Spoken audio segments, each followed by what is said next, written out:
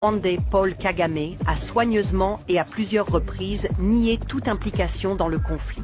Ce problème n'a pas été créé par le Rwanda et ce n'est pas le problème du Rwanda. C'est le problème du Congo. Le M23 n'est pas composé de Rwandais. Le Rwanda a-t-il actuellement des troupes, ne serait-ce qu'une, dans l'est de la RDC? Je ne sais pas. NBC News a obtenu en exclusivité 3 ans de rapports de renseignement confidentiels et des images de surveillance.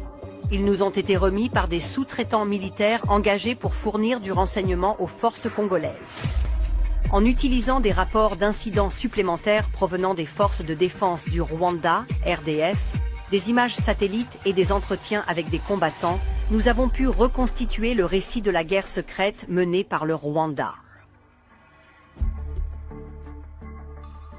Pour la première fois, nous pouvons voir comment le Rwanda a établi des bases avancées sur le sol congolais, comme cette base située à près de 65 km de la frontière, qui servait à armer, former et commander les alliés du M23. Les images divulguées montrent également comment les RDF ont inondé l'est du Congo d'armes lourdes, notamment des mortiers guidés, des mitrailleuses lourdes, des lance-missiles et même des systèmes blindés de défense aérienne. Ils ont mis en place un réseau de tranchées et de positions fortifiées permettant aux soldats rwandais de participer directement au combat.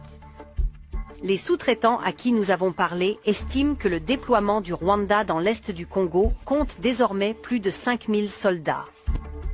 Un porte-parole du gouvernement rwandais a refusé de répondre à nos questions, mais a déclaré « Le Rwanda agit pour défendre ses frontières et n'a aucune ambition territoriale en République démocratique du Congo. » En chemin, des fissures sont apparues dans la guerre secrète menée par le Rwanda. En mai 2022, les forces congolaises ont affirmé avoir capturé 2 soldats rwandais sur le sol congolais. Le Rwanda a nié ces faits, affirmant que les soldats avaient été enlevés de l'autre côté de la frontière.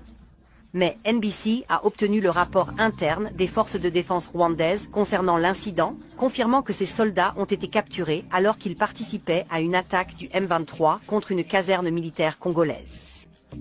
Le rapport recommande une sanction pour leur commandant qui a permis à ces soldats de participer à l'attaque tout en portant des insignes militaires rwandais.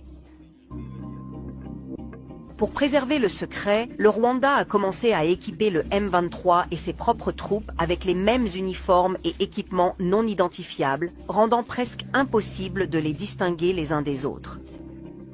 Pour éviter la capture et l'identification des systèmes d'armes rwandais, il les faisait